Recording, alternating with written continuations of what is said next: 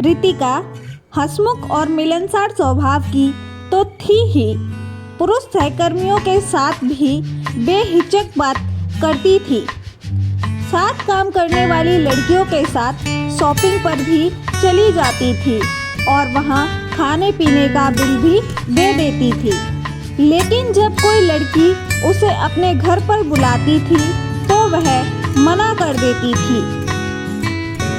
लगता है इसके घर में जरूर कोई गड़बड़ है, तभी तो यह नहीं चाहती कि कोई इसके घर आए और यह किसी के घर जाए, आरती बोली। मुझे भी यही लगता है, क्योंकि फिल्म देखने या रेस्तरां चलने को कहो तो तुरंत मान जाती है और बिल भरने को भी तैयार रहती है। मीता ने जोड़ा तो सोनिया ने और चंचल ने भी सहमति में सिर हिलाया। इतनी अटकलें लगाने की क्या जरूरत है? पास बैठे राघव ने कहा, रितिका बीमार है, इसलिए आप सब उसे देखने के बहाने उसका घर देख आओ। उसके पापा टेलीफोन विभाग के आला अफसर हैं और शाहजहां रोड की सरकारी कोठी में रहते हैं। इतनी जानकारी तो जाने के लिए काफ़ी नहीं है, मीता ने लापरवाही से कहा। बात वहीं खत्म हो गई। अगले सप्ताह रितिका ऑफिस आ गई। उसके पैर में मोच आ गई थी, इसलिए चलने में अभी भी दिक्कत हो रही थी। शाम को उसे छुट्टी के बाद भी काम करते देखकर राघव ने कहा, मैंने आपका कोई भी काम पेंडिंग नहीं रहने दिया था, फिर क्यों आप देर तक रुकी हैं? धन्यवाद राघव जी, मैं काम नहीं नेट सर्फिंग कर रही हूँ। मगर क्यों? मजबूरी है, चार्टर्स बस तक चलकर नहीं जा सकती और पापा को लेने आने में अभी देर है। तकलीफ तो लगता है कि आपको बैठने में भी हो रही है। हो तो रही है, लेकिन पापा मीटिंग में व्यस्त हैं, इसलिए बैठना तो पड़ेगा ही।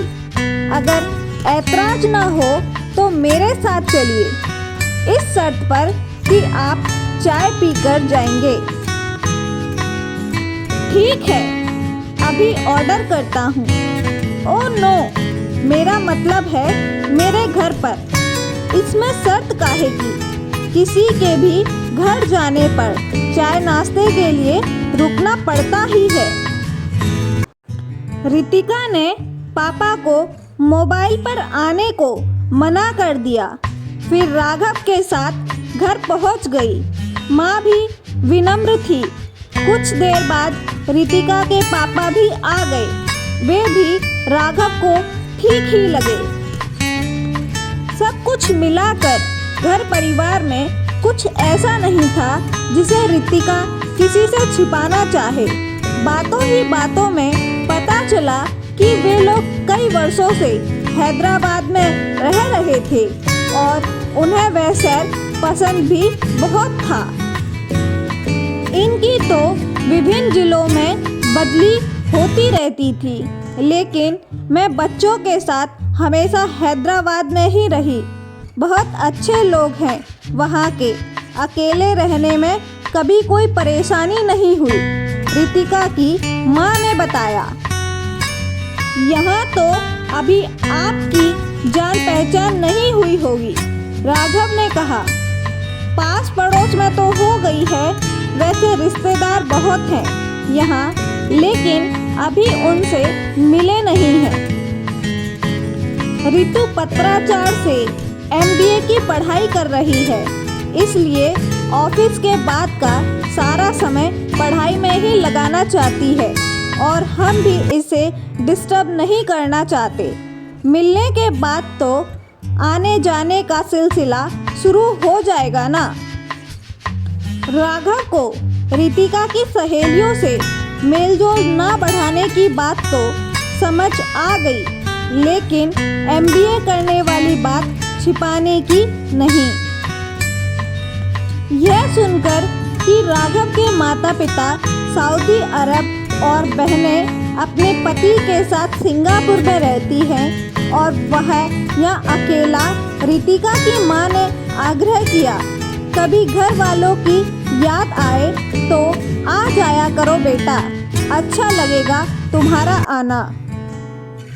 जी जरूर, कहकर राघव रितिका की ओर मुड़ा। आप डिस्टर्ब तो नहीं होंगी ना? कभी कभार कुछ देर के लिए चलेगा, रितिका शौकी से मुस्कुराई। मगर यह MBA वाली बात ऑफिस में किसी को मत बताइएगा प्लीज। क्यों? क्योंकि चंद घंटों की पढ़ाई के बाद सफलता की कोई गारंटी तो नहीं होती, तो क्यों व्यर्थ में ढिंडोरा पीटकर अपना मजाक बनाया जाए। पास हो गई तो पार्टी देकर बता दूंगी। राघव ने ऑफिस में किसी को भी रितिका के घर जाने की बात भी नहीं बताई। कुछ दिनों के बाद रितिका ने उसे डिनर पर आने को कहा। आज मेरे छोटे भाई ऋषभ का बर्थडे है। वह तो ऑस्ट्रेलिया में पढ़ रहा है, लेकिन मम्मी उसका जन्मदिन मनाना चाहती हैं। पकवान वगैरह बनाकर अब उन्हें खाने वाले भी तो चाहिए ना। आप आ जाएं। पापा के ऑफिस और पड़ोस के कुछ लोग होंगे, मम्मी खुश हो जाएंगी। रितिका ने आग्रह किया। ना जाने का तो कोई सवाल ही नहीं था। रितिका ने अन्य मेहमानों से उसका परिचय अपने सहकर्मी के बजाय अपना मित्र कहकर कराया। उसे अच्छा लगा। अगले सप्ताहांत तक चंचल ने भी सभी को बहुत आग्रह से अपने भाई की सगाई में बुलाया, तो सब सहर्ष आने को तैयार हो गए। माफ करना चंचल, मैं नहीं आ सकूंगी, रितिका ने विनम्र परंतु इतने दृढ़ स्वर में कहा कि चंचल ने तो दोबारा आग्रह ही नहीं किया।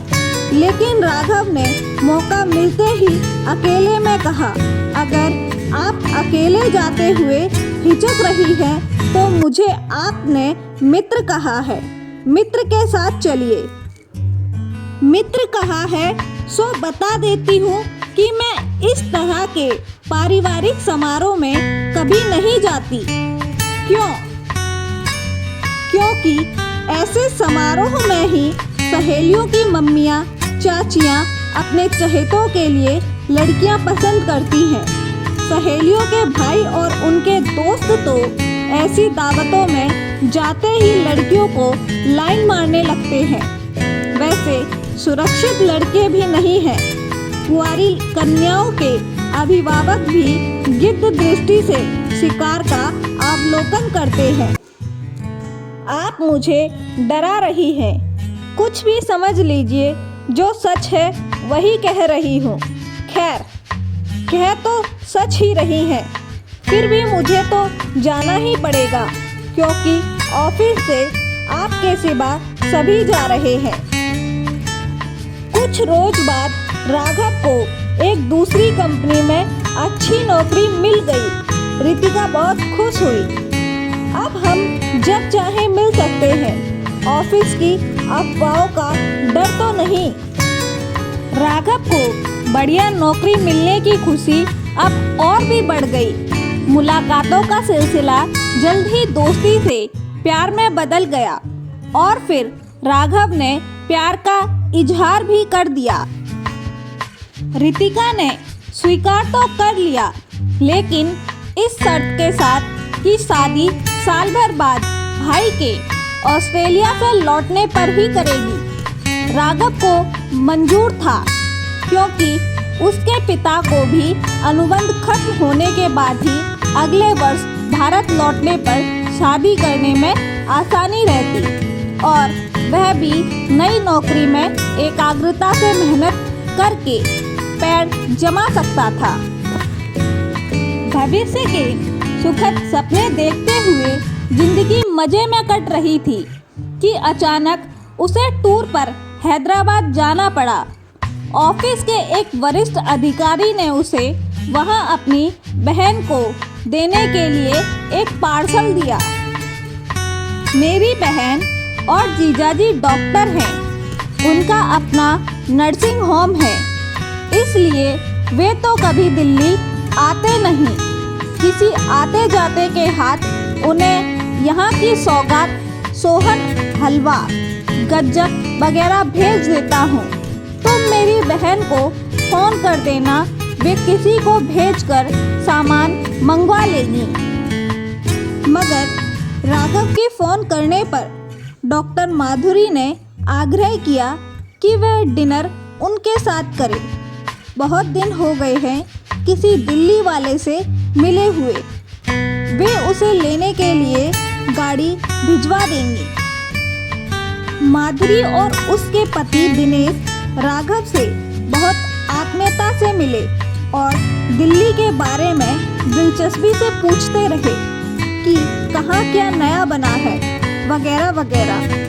फिर उसके बाद उन्होंने अजनबियों के बीच बातचीत के सदाबहार विषय राजनीति और भ्रष्टाचार पर बात करना शुरू कर दी। कितने भी अनशन और आंदोलन हो जाए, कानून बन जाए या सुधार हो जाए, सरकार या सत्ता से जुड़े लोग नहीं सुधरने वाले। माधुरी ने कहा, उनके पंख कितने भी कतर दिए जाएं, उनका फड़फड़ाना बंद नहीं होता। प्रकाश का फड़फड़ाना फिर याद आ गया। माधुरी, दिनेश ने हंसते हुए पूछा। राघव चौंक पड़ा। यह तो रितिका के पापा का नाम है। उसने दिलचस्पी से माधुरी की ओर देखा। मजेदार किस्सा लगता है दीदी, पूरी बात समझाइए ना। माधुरी हिचकिचाई। पेशेंट से बातचीत गोपनीय होती है, मगर वे मेरे पेशेंट नहीं थे। 2-3 साल पुरानी बात है, और फिर आप तो इस शहर के हैं भी नहीं। एक साहब मेरे पास अबॉर्शन का केस लेकर आए, पर मेरे यह कहने पर कि हमारे यहाँ पर यह नहीं होता, उन्होंने कहा कि अब तो और कुछ भी नहीं हो सकेगा, क्योंकि वे टेलीफोन विभाग में चीफ इंजीनियर हैं।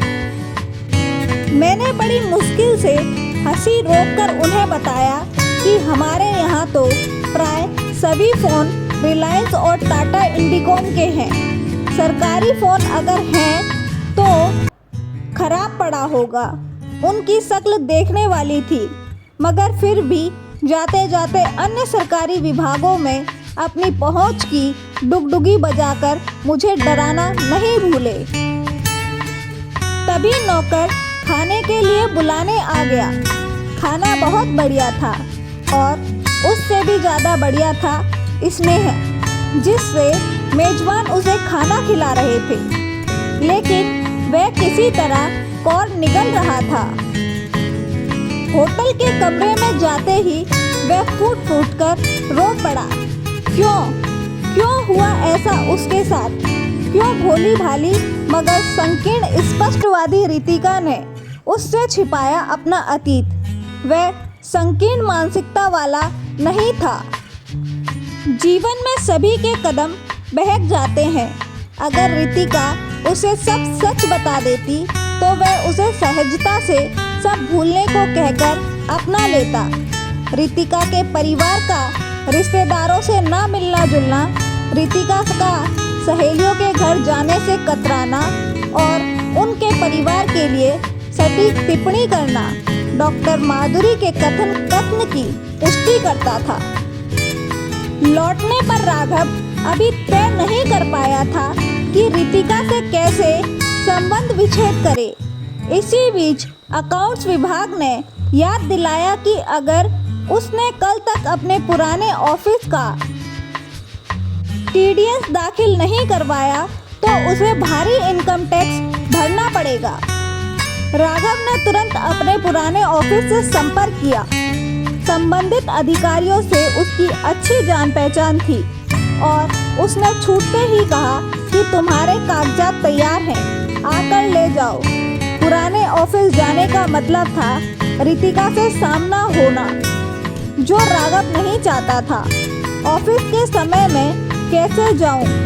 नमन जी, आप किसी के हाथ भिजवा दो ना प्लीज़। आज तो नामुमकिन है और कल का भी वादा नहीं कर सकता। वैसे मैं तो आजकल 7 बजे तक ऑफिस में रहता हूँ। अपने ऑफिस के बाद आ जाना। राघव को यह उचित लगा क्योंकि रितिका 5 बजे की चार्टर्ड बस से चली जाएगी। अंततः उसे उसके बाद वह इत्मीनान से नमन जी के पास जा सकता है। 6 बजे के बाद नमन जी कागज लेकर जब वह लौट रहा था तो लिफ्ट का इंतजार करती रितिका मिल गई। तुम अभी तक घर नहीं गई? वह पूछे बगैर नहीं रह सका। एक प्रोजेक्ट रिपोर्ट पूरी करने के चक्कर में रुकना पड़ा, लेकिन तुम कहाँ गायब थे रविवार के बाद से? सोमवार की शाम को अचानक टूर पर हैदराबाद जाना पड़ गया।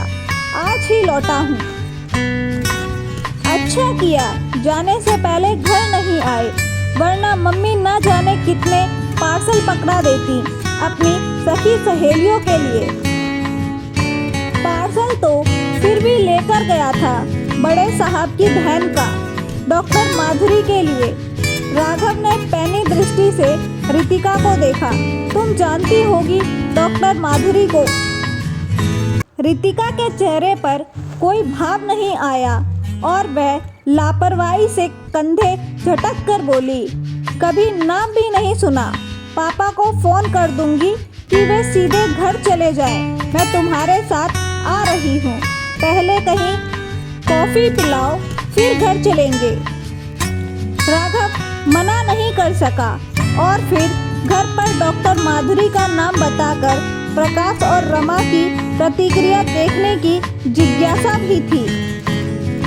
रमा के चेहरे पर तो डॉक्टर माधुरी का नाम सुनकर कोई भाव नहीं आया, मगर प्रकाश जरूर सकपका सा गए। रमा के आग्रह के बावजूद राघव खाना खाने के लिए नहीं रुका। यह पूछने पर कि फिर कब आएगा उसने कुछ नहीं कहा। उसकी समझ में नहीं आ रहा था कि माँ बेटी सफल अदाकारी की तरह डॉक्टर माधुरी को ना जानने का नाटक कर रही थी या उन्हें कुछ बगैर बताए प्रकाश साहब अबॉर्शन की व्यवस्था करने गए थे। कुछ भी हो, रितिका को निर्दोष तो नहीं कहा जा सकता, लेकिन चुपचाप सब बर्दाश्त भी तो नहीं हो सकता। यह भी अच्छा ही था कि अभी ना तो सगाई हुई थी और ना ही इस बारे में परिवार के अलावा किसी और को पता था।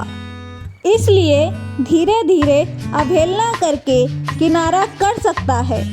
रात इसी उधेड़-बुन में कट गई। सुबह वह अखबार लेकर बरामदे में बैठा ही था कि प्रकाश की गाड़ी घर के सामने रुकी।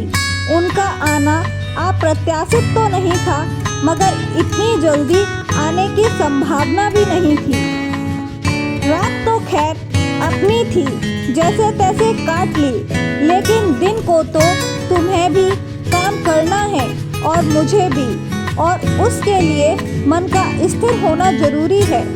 इसलिए ऑफिस जाने से पहले तुमसे बात करने आया हूँ।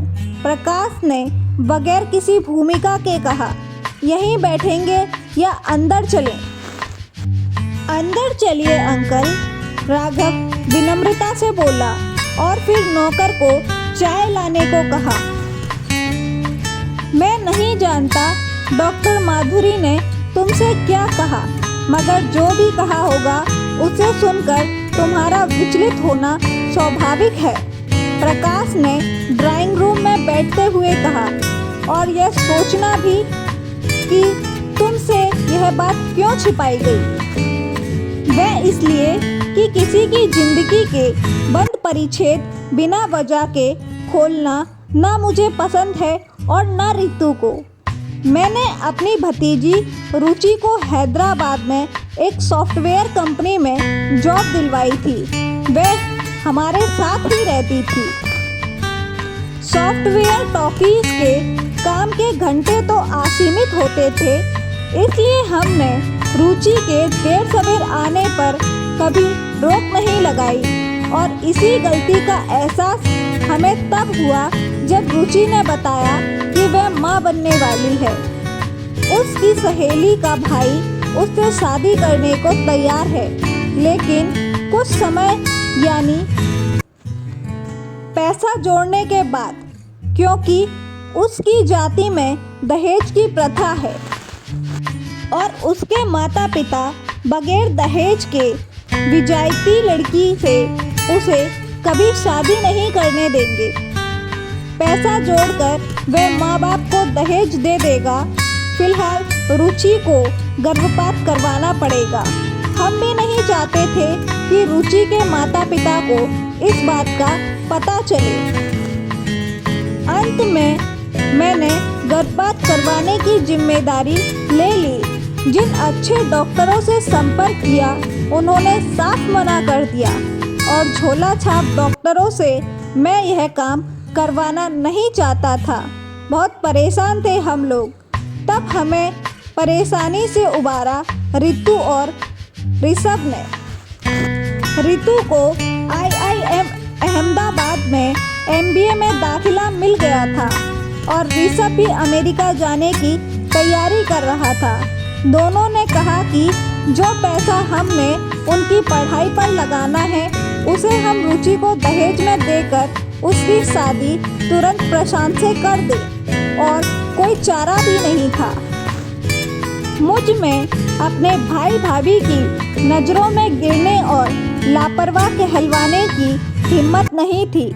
अंततः इसके लिए मैंने अपने बच्चों का भविष्य दांव पर लगा दिया। खैर, रुचि की तो शादी हो गई, बच्चा भी हो गया और उसके बाद दोनों को ही बेंगलुरु में बेहतर नौकरी भी मिल गई। रितु ने भी पत्राचार से MBA कर लिया और ऋषभ भी ऑस्ट्रेलिया चला गया। इसमें रुचि और प्रशांत ने भी उसकी सहायता करी, मगर हैदराबाद में रहना मुश्किल हो गया।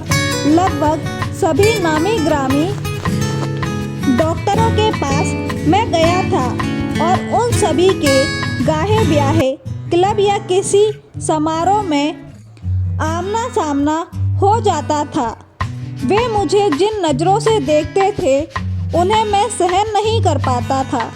मैंने कोशिश करके दिल्ली बदली करवा ली।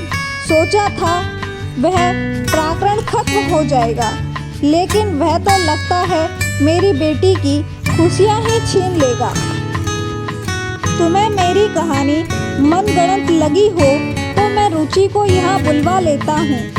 उसके बच्चे की उम्र और डॉक्टर माधुरी की बताई तारीख से सब स्पष्ट हो जाएगी। इन सब की कोई ज़रूरत नहीं है पापा। अभी तक अंकल कहने वाले राघव के रितिका की तरह पापा कहने से प्रकाश को लगा कि राघव के मन में अब कोई शक नहीं है।